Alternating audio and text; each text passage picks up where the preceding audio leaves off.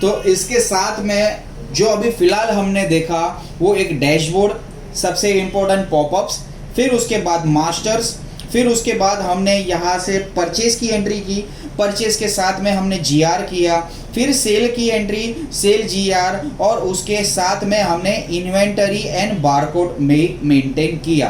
अब particular purchase का payment अगर मुझे करना है, अगर कोई मेरा वेंडर है जिससे मैंने माल परचेज किया है और मुझे उसका पेमेंट करना है, तो मुझे यहाँ पे मेरे जितने भी वेंडर से सारे लिस्ट हो जाएंगे।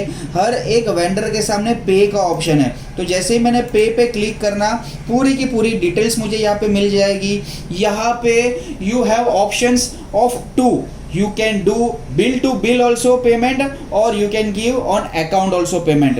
आप बिल वाइज भी कर सकते हो, अकाउंट वाइज भी कर सकते हो। यहाँ पे मोड ऑफ पेमेंट भी है, कैश में कर रहे हो, चेक में कर रहे हो, पेटीएम कर रहे हो, पे यू मनी कर रहे हो, आरटीजीएस कर रहे हो, वह जो भी आप मोड ऑफ पेमेंट में आप उसको पेमेंट करना चाहते हो वो कर सकते हो। और पूरी की पूरी डिटेल्स आपको यहाँ पे पेमेंट की, परचेज की मिल जाती है। फिर उसके बाद जो ऑप्शन आता है वो कूपन्स का आता है। जैसे हमने देखा बिलिंग के टाइम पे वहाँ पे कूपन्स जनरेट होते हैं, तो यहाँ से मैं वो कूपन्स मैन्युअली जनरेट करना चाहता हूँ तो मैन्युअली भी कर सकता हूँ। और अगर मेरे पास वो पर्टिकुलर कूपन्स के कोई फॉर्मेट्स है तो मैं फॉर्मेट के थ्रू भी यहाँ से उसको अटैच करके मैं अपलोड कर सकता हूँ, ताकि मेरे मास्टर में वो जो भी मैंने कूपन्स वगैरह जनरेट करके रखे हैं वो मेरे आ जाएंगे।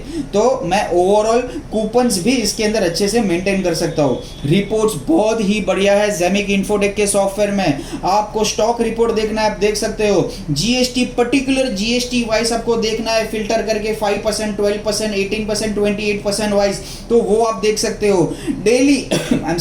डेली रिपोर्ट्स आपको चेक करना है, ओवरऑल मेरा ग्राफ क्या है तो वो रिपोर्ट्स मैं चेक कर सकता हूँ। फिर उसके बाद मुझे डे वाइज फाइनल स्टॉक का देखना है, देख सकता हूँ। मंथ वाइज देख सकता हूँ। मुझे अगर मेरी मल्टीपल कंपनीज है, मुझे कंपनी वाइज देखना है तो मैं वो चेक कर सकता हूँ। वैसे ही कंपनी वाइज परचेज चेक करना है, वेंडर वाइज मुझे सेल देखना है, फिर वेंडर वाइज मुझे परचेज देखना है, तो ओवरऑल ग्राफ मैं वो भी देख सकता हूँ। फिर उसके बाद मिनिमम क्वांटिटी के हिसाब से अगर मेरा स्टॉक लेस हो जाता है तो उसका मुझे ग्राफ देखना है तो मैं देख सकता हूँ। कस्टमर मैक्सिमम, यहाँ पे सेल मुझे देखना है कि ऐसे कस्टमर्स मेरे कौन से जिसका सेल सबसे ज़्यादा है, जिसको मैंने सेल सबसे ज़्यादा किया हुआ है पर्टिकुलर मंथ का, ईयरली मुझे रिपोर्ट देखना है तो मैं वो भी इसके साथ में देख सकता हूँ। इसके साथ पूरा का पूरा रिपोर्ट्स भी मैं अच्छे से यहाँ पे मेंटेन कर सकता हूँ।